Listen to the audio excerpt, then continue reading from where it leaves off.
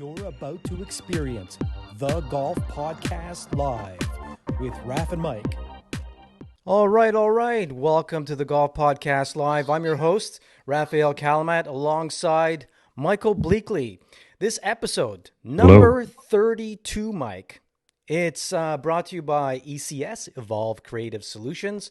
Hey, lots to talk about today. We do not have a guest, so we apologize, but we're not going to really apologize because, hey, it's me and Mike. We got so many things to talk about in the world of golf. Things that happened on the weekend, either on the PGA Tour, the Champions Tour, the LPGA Tour, DP World Tour, Live Golf Series information, Phil Mickelson, Tiger Woods. We cover it all. Thanks for joining us. You know, whether you're watching us live or on one of our platforms, we really appreciate the support. Click subscribe and make sure you click on your notifications as well. Mike, how's it going today? I'm good. I'm fantastic. A little beaten up after a great duel yesterday in the World Amateur Match Race. But ready for it. Let's talk some golf. World Amateur Race. What is that? Is that the one to Dubai? That is. It's the amateur version of the race to Dubai. It runs through a series of local and regional qualifiers. And the grand prize is you get to play in Dubai for the trophy. Inaugural year was last year. And so we had our first match, and we were lucky to close these guys out 3-2. It was a good battle. A couple of good players. Who's your partner? Kellen Ainsworth, as some of you may have known. He's been on the show, so your name may ring a bell. He's a solid golfer. It was a good battle. You know, these guys kept us on our toes, but we were able to make a few putts and some key shots that allowed us to move on in the bracket. So I'm not sure who we're playing next, but looking forward to seeing how that part of the bracket transpires and get into the next match. Yeah, that sounds pretty exciting. I mean, that type of format is always exciting. Most of you are familiar with President's Cup or the Ryder Cup. This year is a President's Cup year, and so that should be very exciting. The teams are slowly developing. We're starting to see something really hot. Watching the PGA Tour, we got to see one of my favorite golfers, just because he's so active on Twitter and he's funny and he's a great golfer. We're starting to see him stripe it really well. Mr. Max Homa. Victory number 4. I believe. Yeah. So that's pretty cool. Did you catch any of that? I did some highlights and intermittent parts of the cast this weekend. I didn't really follow the whole tournament in depth, but I agree with you. Max Homa rocks on social media. He's one of the funniest guys on tour. If you're not following him, you should. It's his 4th win. He's starting to grow his roots on tour, and the President's Cup year. So is he going to continue this play? Will we see him on the Cup? It's possible. He is one of the winningest players in the last 3 years since 2019. He's with an elite group of guys. Yeah, he's got his second at Wells Fargo. I think that's only been done twice. And he takes away a cool $1.62 million. Not bad for a week's work. These guys are making some good money, and then we look at, the Champions Tour very quickly. We're going to circle back to all of this, but the Champions Tour, Mike, we had a familiar name, Steve Flesch, also a 4-time PGA Tour winner. And so he won the Mitsubishi, I got to pronounce that properly. I try to say that 10 times fast, Classic Golf event, and final round 65. That's pretty great. We remember him from back in the day from playing really well. And these guys aren't making 1.6 million, but 270K, not bad. Yeah, no cut, no pressure. So obviously there is tournament pressure, but nothing these guys aren't used to. Like, look at this leaderboard: Flesch, Harrington, Toms, Couples, Els. It's pretty Yeah, amazing to see the depth of the field right you now. got that list in front of you. Why don't you read the top 20 there? Because those names are, most of them are legendary. There's only, five guys who qualify, five guys who made it through the qualifying school who have their exemption on tour, like our friend Rob Labritz, who's on the show. Hmm. You've got that list?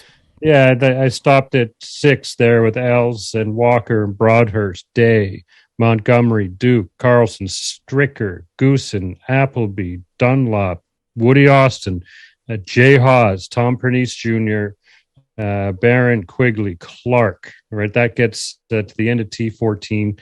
What a list! It's like looking back in the mirror. Fantastic to see these guys out there and again, and this is just going to get better every year.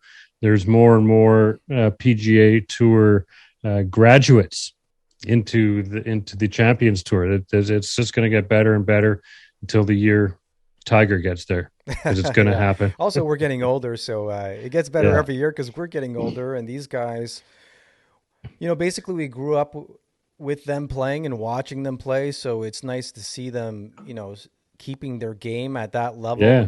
It's Well, not they're not shooting 5-10 over par. They're playing 3 rounds. They're not playing the 4 rounds unless it's a major. I think yeah, there's a major happening that's next right. week for them. Stricker's back as well. It's nice to see him in form, Well, finding his don't game. forget about Jesper Parnevik. Did you Yep. catch him this weekend? That's a nice do. You might see him on the confuse him for someone washing your window at a street corner, but he's there. And where is he? He was T26, two Yep. under for the tournament. So that's a good appearance. Yeah, that's fantastic. The weather was kind of weird for both tours this weekend. Lots of wind and rain, a little bit of flooding. It just goes to show how good Max is and how he's on. I don't know. Is he on a heater with these wins, and how he's showing up? He's had some pretty great results, and I'm fascinated. I'm really fascinated for his second win this season. What else is happening? Well, it's funny. I posted just off topic. I posted a funny video of Tiger and Phil doing the golf pong on the driving range. Remember that video of them playing golf pong, hitting it into those red Yeah, buckets, going back and yeah. forth? And I kind of miss the rivalry back and forth. Even if they just get a chance to meet maybe one or two more times, right, Mike?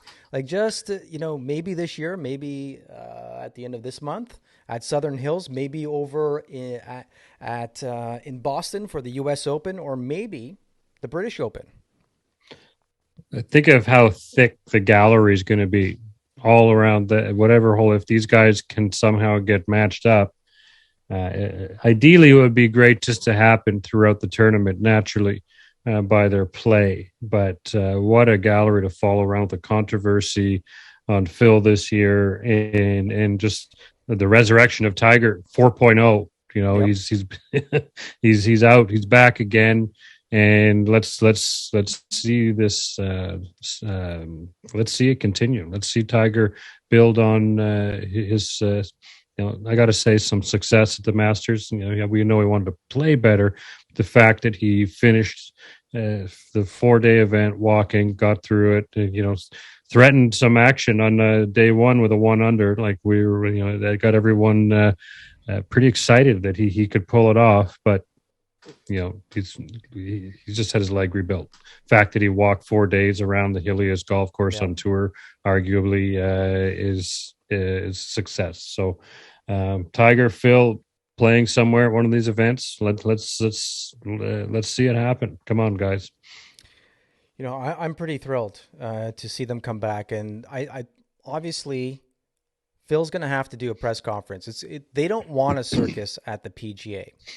Right? Mm-hmm. I recently was watching an interview with Gary Williams and Mike Wan, and they really want to just have a great tournament. And if he shows up, great. Will he get a release? Is he suspended? What's happening? It isn't very clear. However, I do feel like he's going to. I think he's going to defend. I think he's going to show up unless he's not in form because he hasn't played since the Mm-hmm. beginning of the year. There was a viral video that went out. He was playing or hitting balls on the range. He looked a little bit overweight. You know, he didn't Yeah, look too he did. fit. Some He people said, didn't. did he grow a beard? Is he, what's he looking like? He's trying to change his appearance so he can blend in. That's funny you say that. It occurred to me now that yes, it wasn't my first thought when I saw that clip, but it does. He did look a little heavy. So who knows? Maybe he's been just enjoying the time off and Yep. thinking about the next steps. Right, like Gary Williams told us, he thinks it should be a one-on-one, Yeah. and I don't disagree with that. Right, give him a chance to slowly leak out the thoughts and get the initial buzz to settle down a little bit, and then followed up by a press conference. I think would be wise because wherever he shows up for the first time, it's going to be a bit of a gong show regardless. So, but anyway, let's see the show happen. Let's get on with it because Phil can't just sit in the rafters that much longer. I think by the PGA, if he misses the PGA, he's gonna have that hunger to compete. In my opinion, I think that might push him to come out. Who knows? We're all in the dark on this one. But what we do know, there's a book coming out soon that's going to stir the pot, to put it lightly. There's been a few comments leaked over the last week, so the Phil story is really just starting. Yeah, and that being said, I just got a message from Alan Shipnuck. He's supposed to be on the show next week because he's got that controversial book coming out, the unofficial biography of Phil Mickelson, and it looks like he'll be coming on the 23rd. We might try to get him on earlier. It's pretty exciting. I mean, a lot of things are going on in the world of golf. One of the biggest topics that we can't seem to drop because new information is leaking slower than my leaky faucet upstairs in my second washroom. It's the fact that who's playing live golf, right? And we had a controversial weekend with Sergio Garcia being in the news once again. He's not throwing his shoes. He's not spitting in a cup. He is yelling. Well, he wasn't yelling, right? He was talking to himself, caught on camera, saying he can't wait until he gets off this tour. Just a couple of more weeks. Now, I don't know if it was just if it was just a comment or if he really feels that way. I think, you could only keep things inside for so long. And I think he's had his personal issues with the tour over the years, and you bottle it up. It's going to come out, especially if you're a fiery Spaniard, right? Again, like Sergio, if he had 5 minutes to cool off before opening his mouth when he's irritated, probably would have changed a lot of the dramatic scenes that he's participated in over his career, from racial comments to spitting in the cup to it goes on and on. He's got a pattern, and he did it again here. And really, sometimes you can appreciate when someone wears things on their sleeve, but that's unbecoming of a professional golfer. You should be able to control your tongue a little bit, regardless of the situation. And he did it again, but it stirs up this controversy with the Live Tour. Yeah. And obviously Sergio's playing. Yeah. So it's going to be the 40-something tour, and these guys are going to try and fill their pockets, which I can't blame them at this point of their career. And again, it's more drama within golf, and golf isn't really a sport that gets flooded with the controversies. We get the odd scenario, what's happened to Tiger through the years, but the controversies just keep coming, right? From Phil, this competitive league that's coming out here. This is unlike anything else. So we really, it's going to catch a lot of eyeballs in the end. is it going to be good for the sport? It's going to draw a lot of new eyeballs onto the sport. It might make golf visually more appealing to more than just the diehards. So yeah, who knows where this is going to go? But we know the next couple of years, it's going to be interesting to watch this unfold. I think, Mike, the 10th of May is the deadline to be able to get the exemption from the PGA Tour to go out and play. And so I guess things are going to start getting announced. I mean, the PGA Tour itself they're pretty good at keeping things under wraps, really protecting their players, their organization. Even when they were giving out fines to players, that's not public knowledge like other sports. Yeah. And so that's really interesting. I'm really looking forward to this book. I tell you, just to circle back to this, Alan Shipnuck's, released a whole bunch of, excerpts from the book, and people have released a few things. He recently said in one of his messages, or tweets, I should say, he said, "I've always enjoyed being around Phil and love writing about him. But as a biographer's job, I'm here to capture all the facets of a person. In the book, I celebrate Phil's virtues, but the messiness is in there too." So, that's a nice way to put it. I'm looking forward to reading it. We should be getting it any day now, and we're going to be able to cover it, talk about it, and have him on the show. He's traveling on the 15th, so he won't be on next week. But stay posted, because we're going to announce when he will be on. Yeah, are we live? We are live. Yeah. Okay, good, because I don't see the YouTube sign video on my end here. All right. Well, maybe you should double check. It shows here on my counter. It says live. We're 17 minutes in. And if you're just tuning in, it's just Mike and me, Mike and Raf. You're listening to the Golf Podcast Live. We're on, 15 different platforms, and then we put all our stuff out on our social media feeds as well. So pretty excited to be expanding, growing, having our audience grow. Make sure you subscribe and hit that notification bell or whatever platform you're using. Mike, anything else you want to say about Live? I'm just can't wait till it gets started, because it is starting. Yeah, it is happening. Which we've been talking about it for so long. Supposedly, there's 15 of the top 100 players that are going to play. I know a lot of the golf analysts and reporters and journalists are talking about, well, there's a bunch of guys in their 40s and 50s.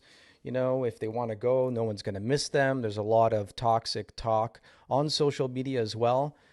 I don't have a personal opinion, because no matter which rabbit hole we go down, if we name an organization or a country or a place or a company or a corporate identity, we're going to find dirt. We're going to find that the money is, being washed in some shape or form that people don't like, whether it's ethical, whether it's political, whether it's a social stance. I mean, we live in a very touchy time in the world right now, where every single thing that we say is dissected and people jump at your throat. They dig in your closet to find your skeletons. And you're right. Every corporation, if you look hard enough, there's going to be something that offends somebody somewhere along those lines. And it doesn't matter what it is. It's a tough time we're in. But in terms of golf, there's opportunity, and Greg Norman taking advantage of an opportunity here that he's wanted to do for decades. He's wanted to have an alternative to the PGA Tour, and really, maybe this can exist with the PGA Tour. There are other tours, DP World. There's WGC events. There's a lot of events out there. So maybe there's room for this. And if they stay to an tournament schedule each year, it could maybe coexist with the PGA Tour for the most part. There's going to be conflicts for some of them, and that's where these players will have to decide. So, Yeah, but imagine they're giving them ultimatums. What if you can't play? Because the whole problem is tournaments that are taking place in the U.S., they're not going to get exemptions for that. There is no way the PGA Tour is going to allow for that. You've got the PGA Tour, you've got the R&A, you've got the USGA, you've got the Masters organization. All these people are working together right now. The DP World Tour, formerly the European Tour, they're working together, and I don't think they're thrilled about what Greg's doing and what the Live Golf Investment Fund series coinciding with the Asian Tour to be official.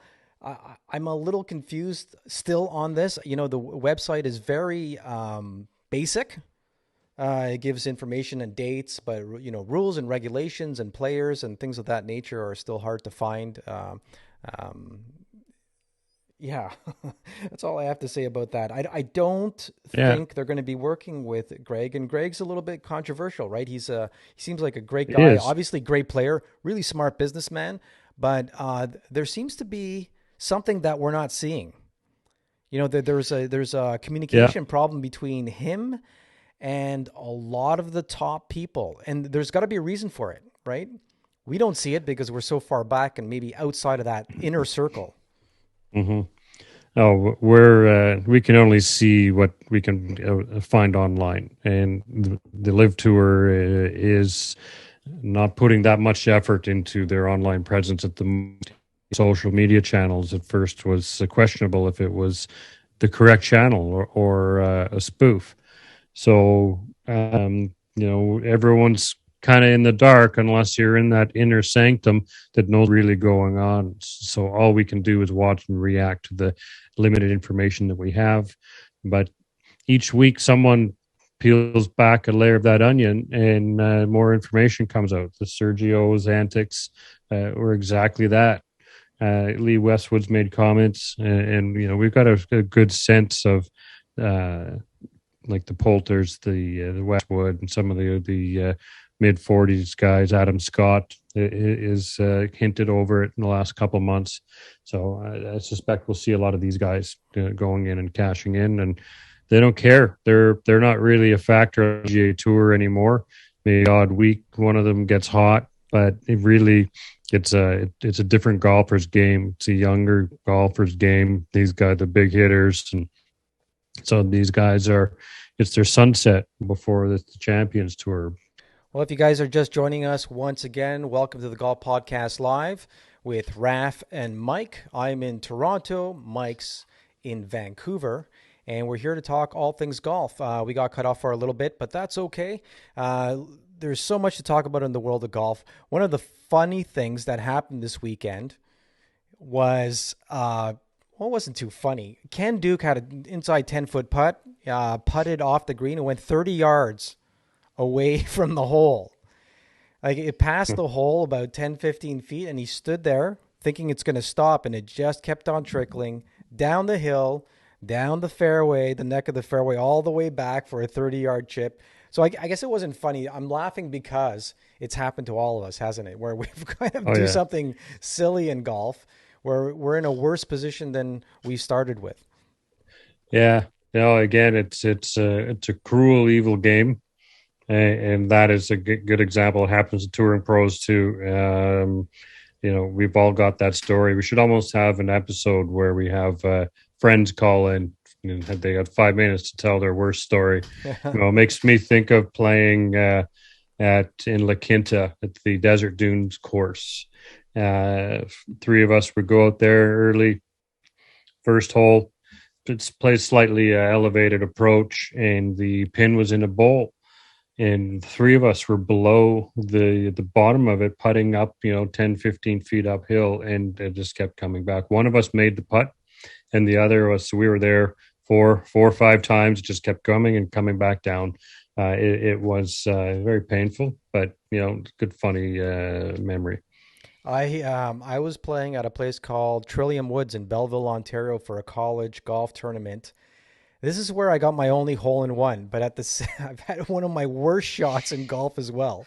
Imagine the how I felt. So I had a partner. His name was Steve Pike, great golfer from Quebec City, and we were, Team Quebec. Anyhow, par four, second shot. I might have told this story where I hit the tree 100 yards right in front of me with I think with a 5-wood, and it came right back at me. It was going to hit me, right? It was one of those things that went way out and it came right back. And I was actually had a longer approach than I started with. So the things like that do happen to all of us. I could continue with embarrassing golf stories, but then, it's we'd go on forever. So yeah, Ken Duke. The sad thing is he was in the lead when this happened, and ending up 30 yards off the green was crazy. Another real funny thing that happened was James Hahn. Mm-hmm. Yes. This weekend makes a putt, and he, in my opinion, has the best comment of 2022. Probably the best post-shot comment ever. And I'm going to paraphrase it. He makes the putt. He misses it. Short right. And he says, "I can hear you eating those chips, man." That's what he said. I love the fact that the PGA Tour posted it as well with the caption. Yeah. with the caption. It was well played comment for sure. Chips can be loud, but you never think about what some fans 25 yards away behind the ropes enjoying the afternoon and then getting called out for munching on his chips or her chips. Extra crunchy. Great comment. Hahn has been he's been out in the limelight before. If you remember at the Phoenix Open, TPC Scottsdale, and he broke out into the Gangnam style dance, which is pretty entertaining. So yeah, he's slightly different scenario, but good headlines, good comedic posts. Glad the PGA Tour got behind it. It is, golfers can be sensitive. We all have those buddies, who can, hear you breathing, 20 yards away behind the tee box, right? So no really different on tour. Mike, I really think that's going to slowly fade away. It's one of those things that it's a put off for a lot of people who don't play golf, who don't really get it, that you need concentration, when you're hitting your shot, at least on the backswing and the through swing. And how do you do that when you have crowds now following players like Bryson DeChambeau, Ricky Fowler making his way back? JT's always got a good crowd. Tiger, obviously, Phil Mickelson when he gets back. And that list is getting bigger as the sport gets more popular. People get to know the names because really off the top of their heads, even if you're a golfer, people only could name maybe 5-6 golfers off the top of their head, right? And some of the great golfers of the game that you may have heard of, because this is our father's grandfather's sport. And, the biggest problem the PGA Tour had for years is making the sport cool again, making it sustainable, making it accessible, making it affordable with diversity. It is an expensive sport.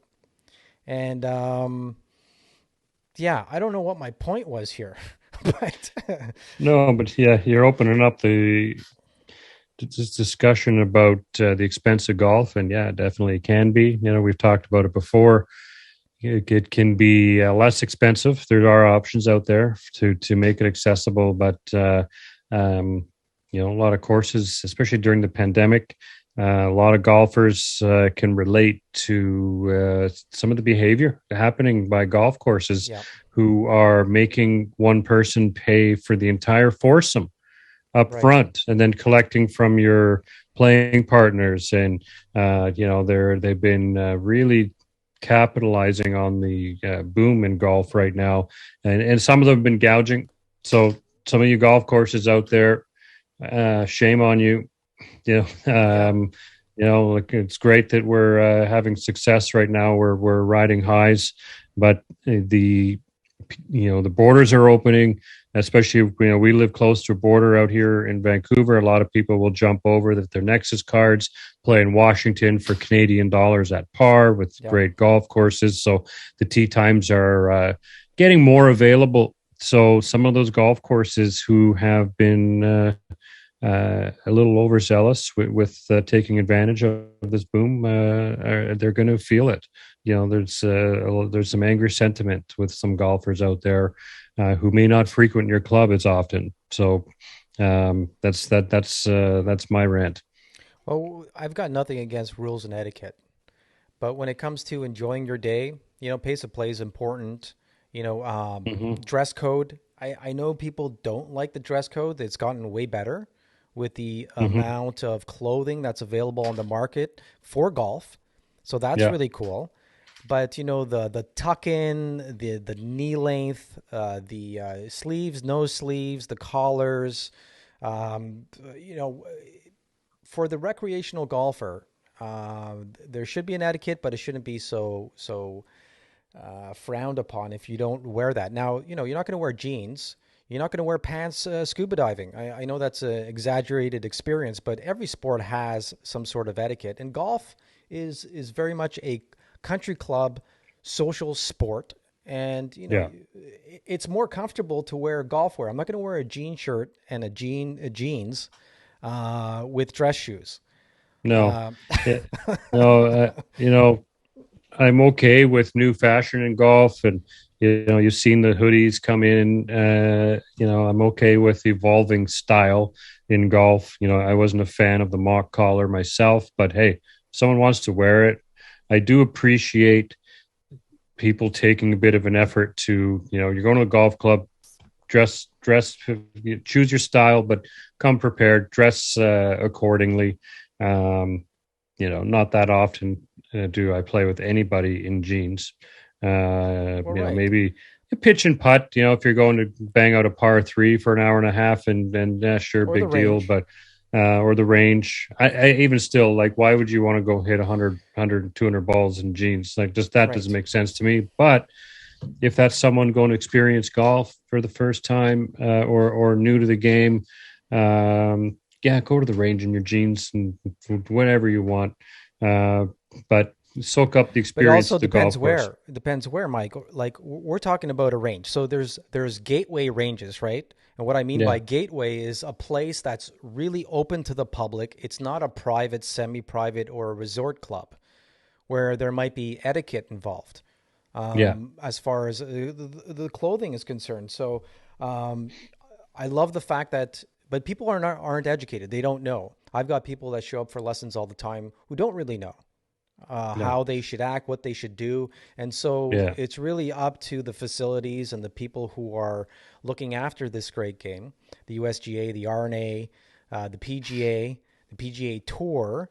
And, there's so much that could be done while watching television. They could make small videos like learning, tips on what you could do, not just for playing the game. I mean, simple things like grip, stance, posture, ball position. What to expect when you get to the golf course. And I'm sure the different organizations have accessibility on their websites.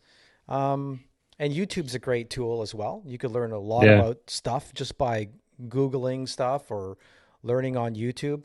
But again, we talked about this last week. You've got your gateway learning method, which is a driving range, chipping putting facility. Then there is a municipal public golf course, be it a par 3 course, a 9-hole course, or 18. And there's different tiers of that, right? There's low end, mid end, and high end. So that's on the public side, the municipal side. Then we have semi-private, which has membership. And then the public is allowed. Then there's a fully private club. And then we have resort clubs. So I think I covered it all. That's that's a good basis of all of it. And that's where I'm saying, I kind of like to defend the fact that the game is expensive, because absolutely it can be, but there are pathways to access this game, inexpensively, and we've covered them there. Simple pitch and putt. You need a 9-iron or wedge and a putter. which they'll rent you for 50 cents each if you don't have them. And away you go, $15. You're entertained for a few hours. But you can acquire used equipment. You can go down to the range. You can go experience golf at any of those levels and get out there. And I think when we're trying to continually grow the game, we don't want to scare people away with being too stringent on awareness, like forcing someone to spend $400 in the pro shop to meet the dress code. I can see that would happen at a high-end private club, but a lot of the public courses will allow you out there in a t-shirt and jeans, like some of the munis. But really, do you want to walk around 4 hours, 5 hours, and in jeans, and like you're going to be uncomfortable, and you're not? Well, think about just other basic sports. I mean, if you play any other sport, I mean, whether it's badminton or you're out playing volleyball or you're playing hockey, you need the proper gear. And golf clothing is made so that it's comfortable. The shirts are made longer so they don't come out all the time, or you could just untuck on most of these public courses. So, people always tuck and stuff. But, there's the khaki pants or the type of pants that have a microfiber to it so they're easy to move in. Yeah. And although it looks stuffy, those microfibers are super comfortable. Those cottons and stuff are made for Adidas golf. and Under Armour line of pants, they're almost like wearing shorts. Like they're really thin, fine material, moisture wicking material, and it goes a long way, and not really expensive either. You can always hit the outlet malls and load up on good quality polos for reasonable price in this, in Canada here anyway, $40, $60, for good quality shirts. And in the States, you can get them even less. And you just got to look around. Yep. Right. But it goes a long way. Comfort in the golf course. Another thing too, is I think there should be more of a educational process for slow play. Teach people. You ever wonder why you don't get invited to a round from your buddies? It's because, you're painfully slow, so you're the last in the list. If you're a slow player, you're the last one invited because it's painful. There's also the social aspect to it. I've talked about this a lot of times with you, is that people could play in a best ball format. So whether you're two people or four people, everybody hits their shot from the same spot, and whoever has the best shot, which means the most playable shot, doesn't have to be the furthest shot. That's where everybody drops their next shot, and they go on to play their next shot, and it's a lot more social. Yeah, you can do that on your own as a foursome. If you're beginner golfers, you can just do that and just make it fun and try to put down the best team score you can. You don't always have to do stroke play. In fact, other than outside of North America, most golf is Stableford par points or match play. Yes. Right. It's North America. We are masochists, and we want to torture ourselves with stroke play, and try different formats. Right. It is a lot of fun. And with stuff like with Stableford, once you've exceeded double bogey, you're not getting any points. You can pick up and just go to the next hole. Same with match play. You don't always have to grind out and tap in for your 10. Just pick up and spare yourself going through it. Unless you're not holding anyone up and you want to get the reps in, get some practice, that's cool too. But really, if everyone was a little bit more aware on the golf course, in the clubs, in the golf organizations, Golf Canada, USGA, RNA, if they work on an awareness campaign and to teach the newcomers to just how to move around the golf course just effectively. So you got to think, you waste a minute on every hole, you're now two groups behind in terms of the flow of the tee sheet. Where they park their carts or leave their push carts, and simple things, how they approach tee boxes, and just being ready to hit the ball. That's the one thing I can say to any new golfer. Yep. Be aware of your turn to play and be ready to hit the ball. Mike, I agree with you. You could take lessons for your local PGA pro, or go out with a top amateur. You don't have to go out with with a pro, but it starts off at the range, and you could have Yeah, these discussions. You could chip and putt, or go to a facility, chip and putt, and learn what par means. Learn that every hole on a championship length style golf course, whether you're playing the front tees or back tees, need to be played in 15 minutes flat or less. And I'll give you a 4.5 hour round. And that seems like a long time, but 2 hours and 15 minutes for 9 holes. If you're playing yeah, a pitch and putt style course, you can get it through it in an hour and a half for 18 holes. So it doesn't necessarily have to be a full length game. If we look at basketball, everybody's got a basket set up on their garage. Growing up, or you have a hockey net. You're not playing hockey, right? You're not out on the ice playing team hockey, but you're working on your game. So things you can do yeah, at home, chipping and pitching, yeah. getting a net into your garage. There's so many fun things that you could do. Back in 1999, when I first got into coaching, I was involved with the RCGA with the Future Links program, and that Hmm. helped people get into the game. That was a while back. That was close to 23 years ago, and now they have the first tee program here in Canada, much like the program Yeah, they have in the U.S. So they've adopted that program, but that's great for kids. yeah, These similar programs should be available for adults, and there are yeah. They should clinics, be. and it should be more accessible. Just because you're an adult doesn't mean you're wealthy. You could afford everything. Yeah, So these programs should be available for adults also. yeah. Um, 100%. No, 100%.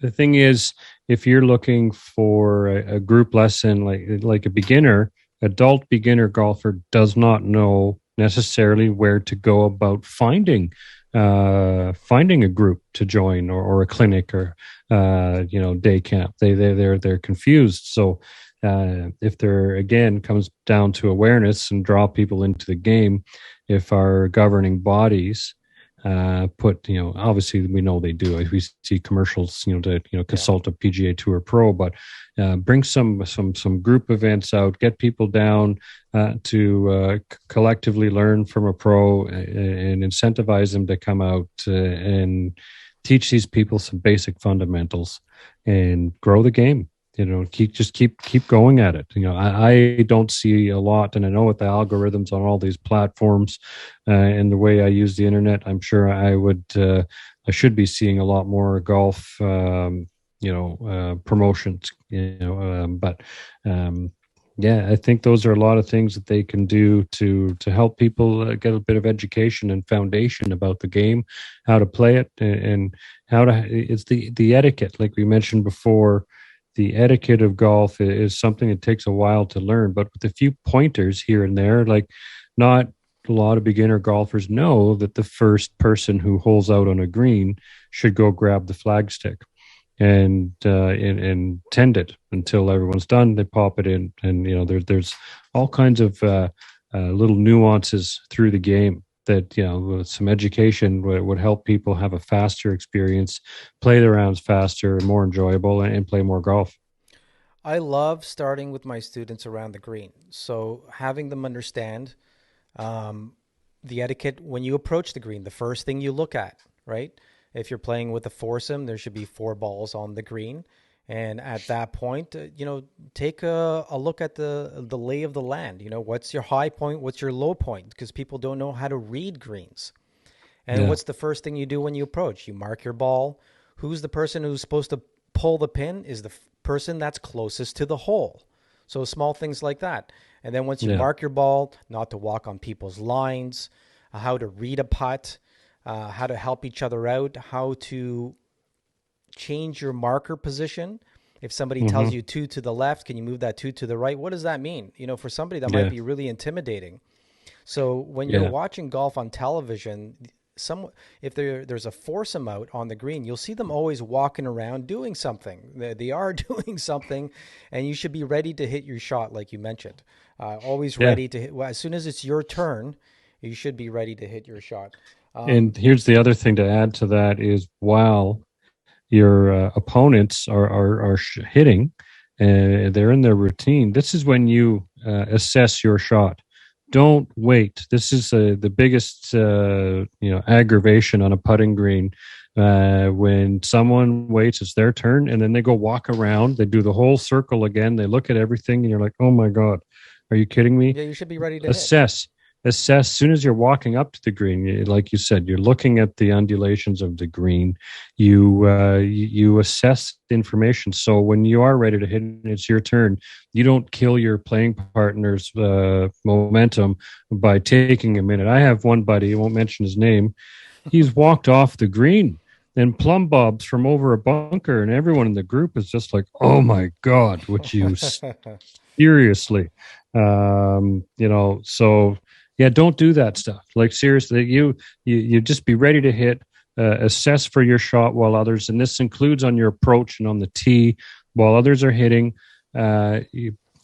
Get your shot ready, get your yardage, do what you need to do to get ready. Don't wait again until you're there. Nothing's worse than the fourth guy, standing down by the cart, pulling clubs and shaking, scratching his head, and then everyone else is teed off, ready to go.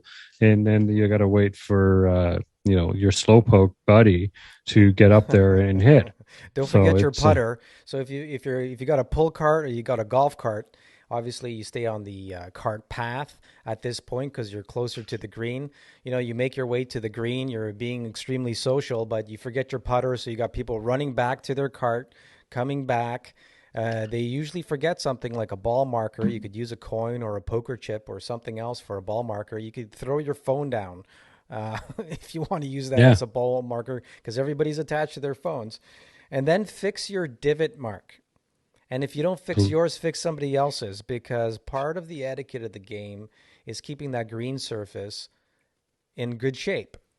And you'll notice on municipal courses, it's a lot more bumpier. The private too, believe me, private they roll good, but for some reason people aren't fixing ball marks, and you see that a lot of even high-end clubs, and people think they fix themselves, but all you need to do is bend over with your tee and pull the damage together, tap it down with your putter, and you're good. You can even use your putter. Gary Player has a method of tapping it down with the toe of your putter. Yeah, I wouldn't suggest it for beginners though, but I know what you mean, right? Just jamming it around like that. Yeah, but you don't need a tool to do that. Use a tee out of your damn pocket and fix it. If you're good enough to make that mark on the green, fix it. Fix another one while you're there. Or if you're waiting for your friends to putt, tap down a few and repair the green. It's good golf karma. You need those.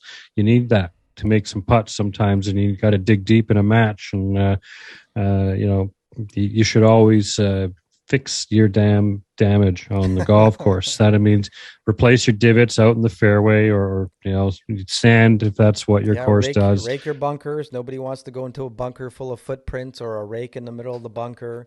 That's some great etiquette. But carry a divot tool. It's something you put in your pocket or in the bag. They're inexpensive. You get a plastic one if you don't want to get a metal one that costs $15-$20. Usually at the pro shop, it's available right at the counter with tees. You get a ball marker. A lot of them, they're usually free. The plastic ones are usually free. So do it, but just use a tee. I don't actually ever use a ball marker. Mike, I use a tee and my putter. Fixing divots, but ripping up the divot itself. And that's what I don't like seeing, because it's going to be a dead spot. And what I mean by that is a divot tool is a fork-style tool that gets stuck in the ground, and you're supposed to push the divot forward in a couple of ways towards the hole of the divot. If you do it the opposite way, where you're lifting, you're ripping out the roots underneath that divot, and that will flatten out once you put your putter on top and flatten out that divot. But you've just killed that area that's growing. All the roots have been ripped out, and I see that all the time. People just lifting up that divot. Right? You're supposed to push forward. It's a small thing, but it's tough. Well, let's move on to something a little bit more exciting than divots. Yeah, sure. We're but for riveting conversation. Look, I'm all about growing the game, Mike. It's it's growing because I think people finally realized on how amazing it is for mental health, getting fresh air, learning a new skilled sport. And there's so many beautiful pieces of property all over the world to Mm-hmm. play, and it's never the same. So that's what's Yeah. really nice and exciting. What I don't like, when Tiger came around, there was a huge boom in the game, and they started building a lot of golf courses here in Canada, the US, and abroad. And it was all about making these golf courses hard, right?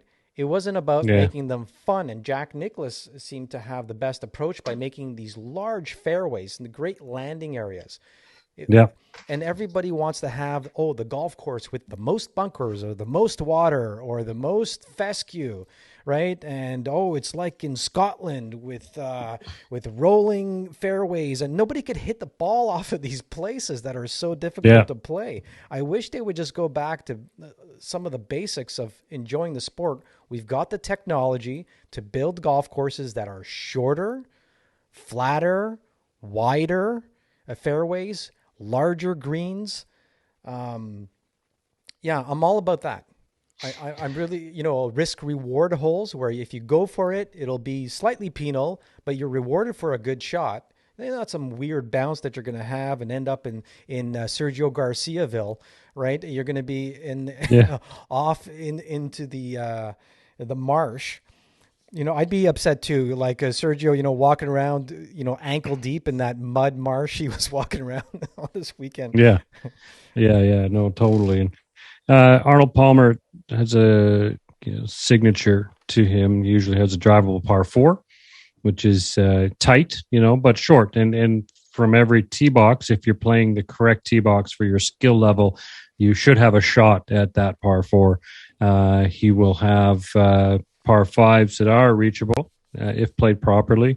They're usually generous landing spots off the tees, but he gets you. You got to hit a good approach in. He's going to have a lot of bunkering around the greens, and like you mentioned, Jack, he's got certain signatures as well. The course is playable, and they are demanding. And you play the right tee box, you're going to have your challenge. Golf should be fun for the amateurs. There has been this push for tougher golf courses, and we all like to experience something like the TPC at Sawgrass or Stadium Course. And I played a course in Hawaii called Ko'olau, which I'm pretty sure they filmed Jurassic Park nearby, and I'm not making that up. And the jungle around this golf course was so thick you couldn't get 10 feet through it. You would get stuck in it. Never seen anything like it. It was red clay type sand. Oh yeah. The rough looked like arugula. It was so thick, and forced carries all over the place. They build themselves. They had a slope rating of 151. And for those of you who don't know, 155 is the highest rating you could get on a golf course. So that's pretty high. Yeah, it was ridiculous. They call themselves the toughest golf course in North America or the world. Well, you see, they got their little niche, right? That's their marketing tool, and it's It was fun in certain ways. We played it twice as a group, and each day we collectively as foursomes and all single-digit caps. We played $1 per lost ball, and each day the entire group lost over $50 in lost balls. Wow. Because it was ridiculous. And mind you, we were trying to carry things and taking some risks and whatnot, because it was just such a goofy layout that we were playing skins, and we just we just went for it and had some fun, where all of our scores were terrible. So Mike, put this in perspective now. A beginner goes out with your group on that golf course for the first time. It's never been on a golf course, never experienced They're golf. never playing again. They're never tell you that. If you guys are upset and you're not, like it's difficult as it is, and you guys are great golfers, how hard is it for them? So let's circle back and talk about how good these guys on the PGA Tour are. This week we've got the AT&T Byron Nelson. There was a Monday qualifier. Had a couple of guys who made it through. 4 guys: Austin Eckeratt, Conrad Schindler, Kyle Wilshire, and Andrew Loop. Now, unlike the Champions Tour, if you go through pre-qualifying and qualifying and shoot just under par, pretty good chance you're playing in that event. Here, Yeah. whether it's the Korn Ferry Tour or the PGA Tour qualifier, these guys are shooting 8 under was the winner, and then 3 6-unders to make it. Yeah. Over a course of a couple of days, these guys are shooting 20 under par, 25 under par. That's how good they are. Right? If 5 under doesn't make it, doesn't cut it. Right? Yeah. Yeah. No, that's the fields are deep. The Monday qualifying fields are deep and littered with former touring pros and PGA Tour card members. So yeah, these golf. There's a lot of pro golf out there, and again, that's why Mr. Norman feels it's the right time for another tour because there's bodies out there who want to play. So yeah, this it's going to be fun to watch all this mayhem unfold here. Yeah. So what was the date on that live tournament? Was that in June? That was in June, I believe. Yeah, it's coming up. It's coming up pretty quick. But before we get to that, we've got the PGA Championship happening up in Tulsa at Southern Hills. Yeah, we're 2 weeks away. We're 2 weeks away. So after the Byron, we've got the PGA Championship. And who's set to be in the field? Well, we've got Tiger Woods. There's no other Tiger, is there? And Phil Mickelson are both registered. Now, will they play? I think Tiger's playing. Phil is still questionable, still up in the air. We don't know if that's happening. What do you think, Mike? Yeah, I mean, Phil. Do you think Phil's going to hide out for a little bit longer? Because they're really digging through his trash right now. Yeah. There's and every week that goes by, there's more and more stories coming out of how he's behaved, and there's even Mark Calcavecchia has said things in the past that. This isn't the real Phil. I'm paraphrasing a bit, but what we see isn't really the real Phil. And I've always been a fan of Phil. It's been really entertaining to watch. His successes and misgivings over the year, but all of a sudden everyone's turning a dime and they're all like out to get Phil. So as I was saying, is he going to hide? Is he going to just lay low and let this blow over? But as a competitor, how do you not want to defend your title, as the current PGA champion at 50 years old, historical win last year. You got to go out and defend Southern Hills. He's been there before. You never know, but will his game be ready, or is he scared that he's going to go out there and just play terrible, and so he's just going to use this bad press to hide out in the rafters a little longer?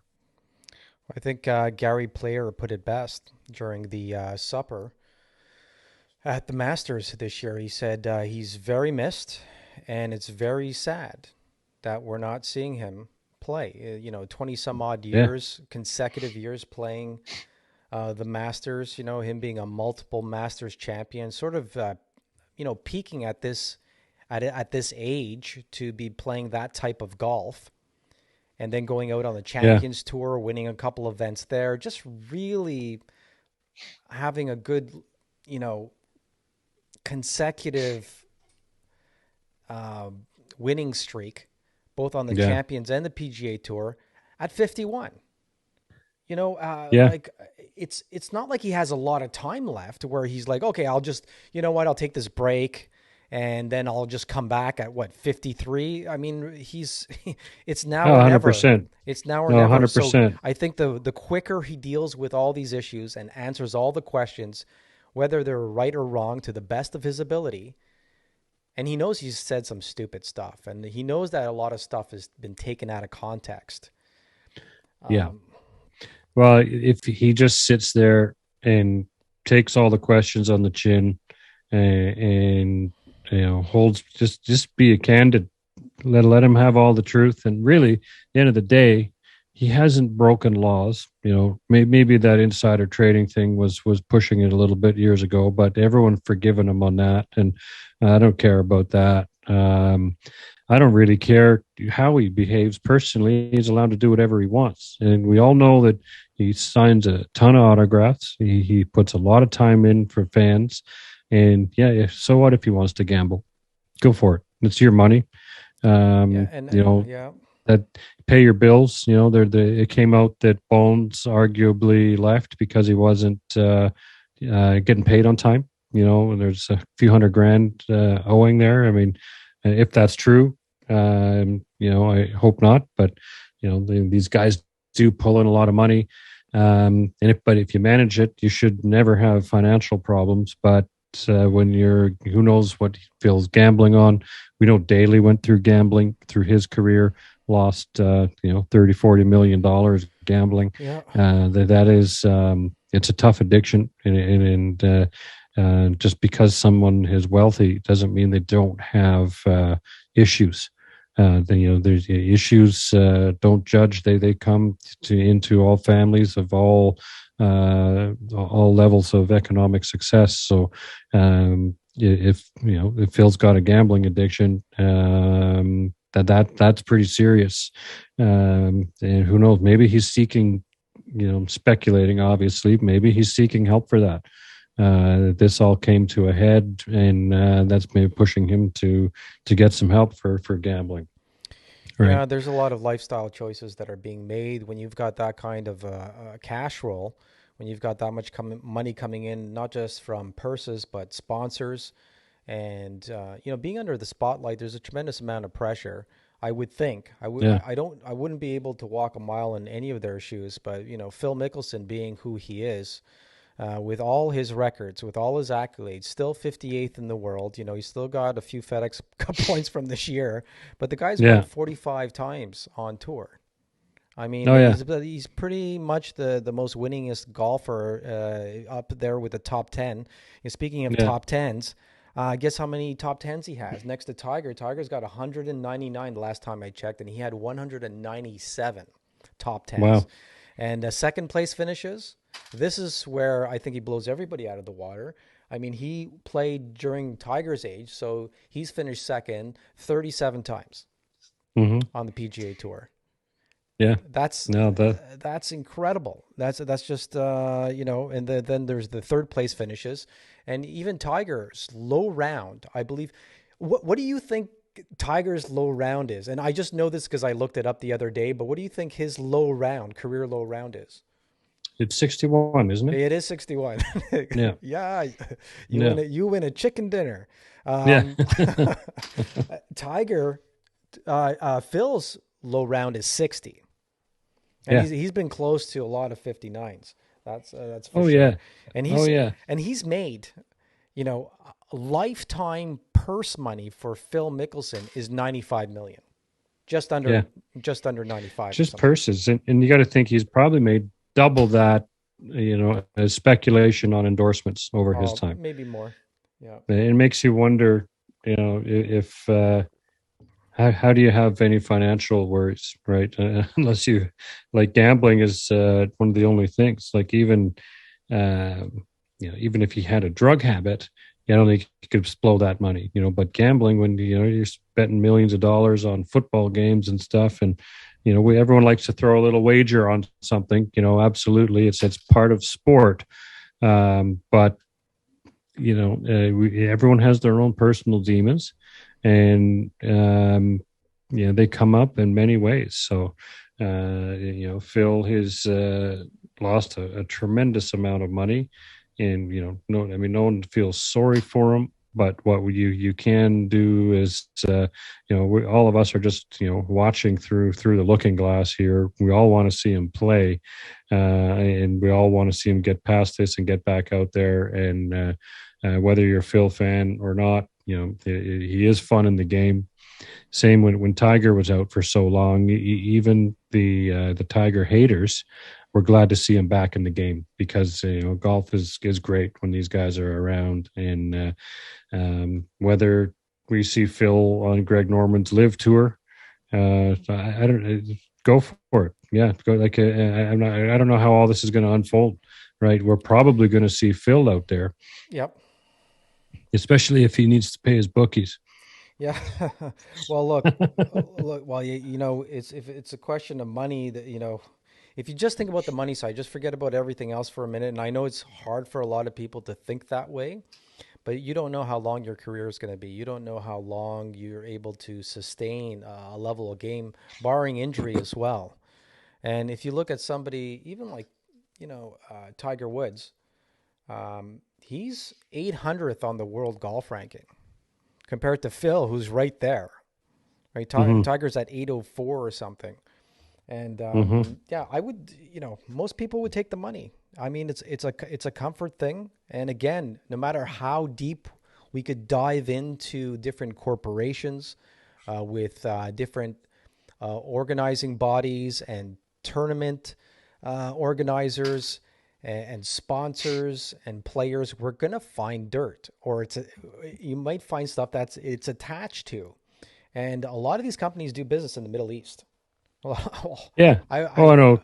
If you're KPMG does, and they dropped him, right? So, but it's they can carry on. So there's some hypocrisy within these maneuvers, but it's really optics. And with the social justice warriors now, and everyone's just looking for the next thing to turn on and go nuts, and they're looking at corporate logos for anything that replicates a bad symbolism from the past, and really it's just a design, and looking at stages that politicians stand on when they give a speech, and then trying to comb back their history to say, oh, that reflects this certain person over there that's terrible. And it's a stage. It's a stage. Like these, they're all put together by rental companies for the most part.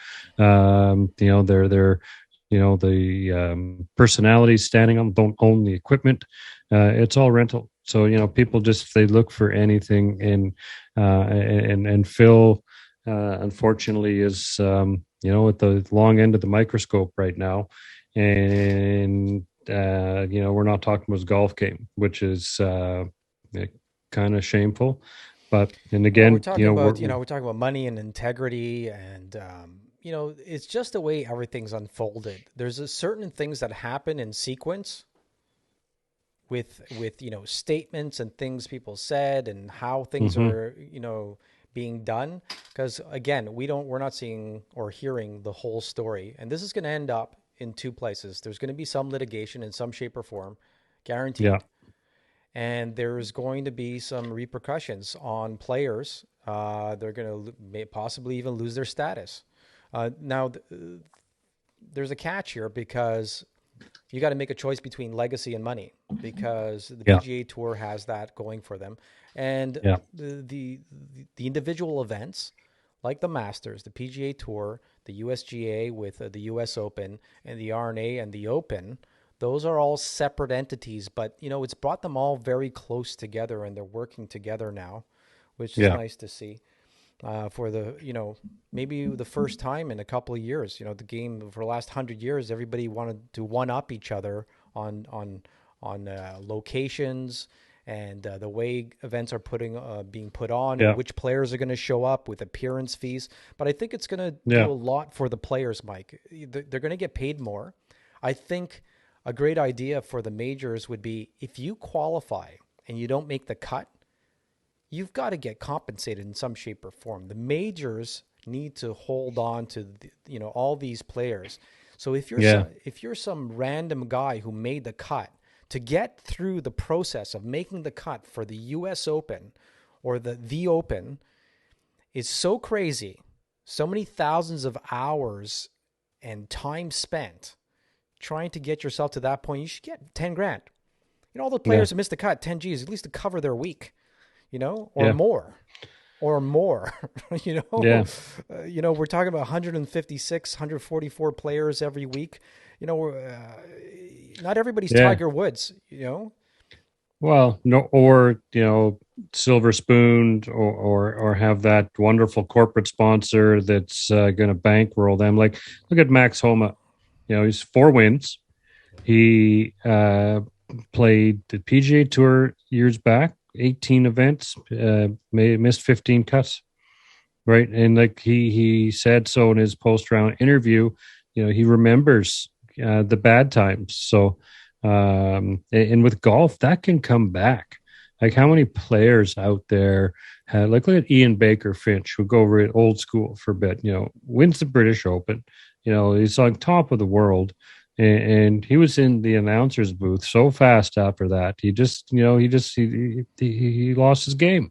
Yeah. Bobby Clampett, remember, Speaking he of wasn't. good hair, didn't he? Oh Christ! He's Yeah, right there with Jesper Parnevik currently. Oh, something else. But if you remember the U.S. Open, and I believe it was at the Olympic Club in San Francisco. I could be wrong, but out of nowhere, he's in the U.S. Open. He's contending. And he goes out and gets past the first 9 and goes out, just fucking blocked the ball. Pardon my French there. Hit a terrible shot and then gone. He just, they didn't even show him on TV for the rest of the afternoon. And it was, trending to be, story of the decade. Yeah, but to your point, Max is in a good place, right? He's expecting a kid, a kid. He seems to be happy. Right. And that's a big thing for a lifestyle where you're always traveling. You're always working on your game. Very little, if no off season with the PGA Tour. Hopefully that changes. And, one of his quotes he just gave to the PGA Tour was, "I don't feel like I'm fighting my own body anymore." And that could mean a few things. It could mean that he's not playing golf swing; he's playing golf shot. You get into the zone where you start hitting shots. You're just visualizing the shot. I mean, you've practiced enough. You're not thinking of where you are at the top of your swing, at impact. Where's your weight distribution? Where's your ball position? How are you gripping the club? Yeah, you can't perform if that's what you're thinking, right? And then. It's hard to get into that zone where you see it and do it and just execute. Dialing in that yardage, Mike. How many times have you and I played together on shorter golf courses, whether it's pitch and putt or approach shots? Greens and regulation. Sometimes you zone in. You're looking at the green. You're looking at the pin. You got an idea of the yardage, and it's like throwing a ball into somebody's glove right here, right here. Yeah. And you see that exactly. pin and you land within that 3-foot circle. And it's not because you got all your irons dialed in. You got a feel. And I think a lot of the players have grown up not having feel. You see these guys, I can't believe they're such good ball strikers, drivers of the ball. Yeah. They hit it so far. But when it comes to chipping and putting, how much time are they spending? Like, as a coach, I'll tell you, double it. Just double whatever you're doing, man. And look at your stats. Like, just look at your stats, I know a lot of players, good players and mediocre players. And even this match we had yesterday, both good ball strikers. And but some players, they bomb it off the tee and they have no control with their irons, where they're 3 clubs long over the back of the green. Like what are you doing? Like, learn your yardages and get some time in on the short game. And it goes a long way. So I don't hit it as far as I used to, obviously, but I'll make up for it on around the greens and getting up and down, because that's where I put most of my practice in, and that's the way to go. But back over to Max Homa, because we got off on another tangent. But he's locked down number 4. He's confident about going into the PGA Championship, which is a new place for him to be. Riding this high. He's got the 4th win under his belt, and we got a President's Cup year. So if he can keep this going, we might see him on the President's Cup. I say yes. I say yes. He will be at the President's Cup, and he's said it time and time again. Outside of the majors, he's so focused in on getting on one of these teams, and it's a life changer, right? The camaraderie, something they're calling now. It's a pretty new development. The Team USA development team Yeah. is new. You know, all these guys were pretty independent when it came to getting Yeah. into these team events, and they're thriving. They're loving it. These guys are all buddies, right? Like maybe we saw the last Ryder Cup team, and the President's Cup team is not going to be very different. Other than a few characters, but Max would fit right in with JT and All those Jordan and guys, yeah. whoever else. Like he's going to fit right in. He's got a great sense of humor. It's not going to be a problem in the team room. The current U.S. Golf team is they're buddies. Much like the Europeans were, they were who travel together, eat dinner together. There's a lot more camaraderie there, and the U.S. team has that now. So the rest of the international team this year has got to be ready, because they're going to have a tough battle in front of them, right? And this is one of those conflicting events, even the Ryder Cup for that matter. It's like you love the U.S. team, you all the players, but you also, you love the European team and the international team, because we're in Canada, so we're going to have our own countrymen on the team. So it's really I'm going for both teams in a way.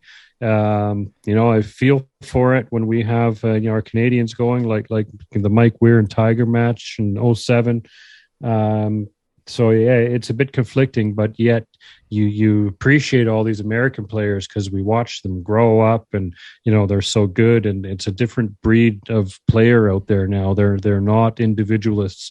They're working together. They're friends. It's great. Even a little tangent.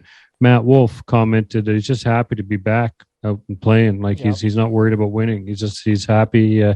He's in a better state of mind, and anyone who's traveled knows that the experience of traveling isn't fun. Going through the airport process and getting your rental cars and all of that, and these PGA players, the lesser known players who are in the bottom of the echelon, they don't have the money, so they're going through the same airports we are. Yeah, it's a pain. It's annoying, and then you got to do that week after week. You're tired. You got to practice and work on your game.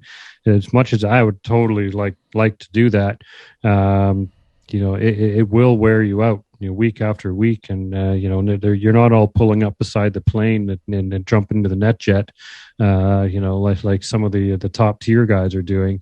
So yeah, it's taxing on your body, and you're away from your family. Some of these people have children or wives at home. They're away from all of that. So it's not all like look at Annika just packed it up and went to have children, right? And same with Lorena Ochoa. Yeah. Like we lost at the height two of the top female golfers of all time, and they both had to bow out of the game just for to have a family and all that, and because it's tougher for women to have that tour schedule and have a family if so there's a lot of variables out there that any golfer would trade to do it, but you look at some of the teaching pros, Butch Harmon, David Ledbetter.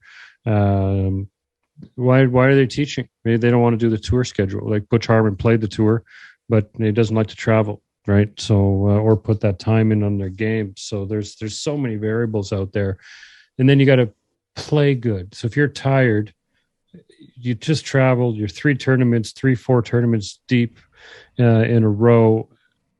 How are you going to get that gear right and compete? So these guys when they do pull it off, we have to appreciate what they've done. Yeah, if it was easy, everybody would be doing it who plays golf at a competitive level, right? These guys are really the 1% of the 1%. And just a shout out to our Canadians who played this weekend over at the Wells Fargo. We had Nick Taylor, Corey Connors, Adam Svensson, Roger Sloan, Mackenzie Hughes, Drew Nesbitt, who won the Mexico Open a few years back. I don't know if anybody remembers that, but it wasn't part of the PGA Tour. the way it is now, which is it's a new event. Before it was part of Hmm. the Latin American tour, and he won that. And then there was Michael Glickich. So shout out to all those guys playing out on tour. Yeah, A couple of those guys hopefully will make a President's Cup team. If we get 2 Canadians on there, it would be really nice to see. that would be very And cool. every And time I see it's Corey likely. Connors, I think of the Chris Vernon show, right? When he's doing Corey Connors is too wonder, Corey Connors. Yeah. But yeah, we won't be doing any PGA update or any songs, but we're definitely talking PGA Tour next week, and it's all going to be about Tiger Woods. Your final thoughts, Mike, on Tiger? It's Well, hard not to talk about him. Tiger yeah. Woods playing the PGA Championship next week. Well, we're all looking forward to that. Obviously, let's see how he does. Hopefully, he's got some more endurance in his legs, and and can play well. Um, he made the cut, the Masters. Let's say he's going to make the cut at the PGA. Um, do we call a top 10? Do we call a top 25? Right. Obviously, everyone would freak out Yeah, if he I'm won. calling he's gonna make the cut, and then we'll go from Yeah. there, right? Maybe after the first round, we'll see how he plays.